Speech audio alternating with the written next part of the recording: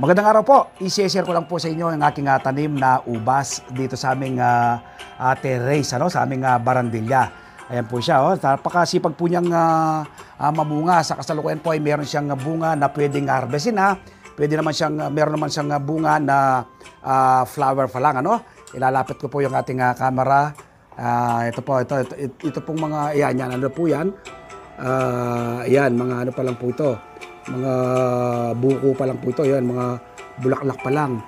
Pero dito, napakadami na nang yung malalaking bunga. So, yan po yung mga bunga, Ayan, no? So, nasa barandilla lang pero napakasipag mamunga nitong ating grapes. Bakit po ba masipag mamunga itong ating tanim na grapes? Una po ay naglalagay po tayo ng natural at organic na pataba. Yung pong balat ng saging. Kapag po kumain ako ng saging, yung balat, binababad ko.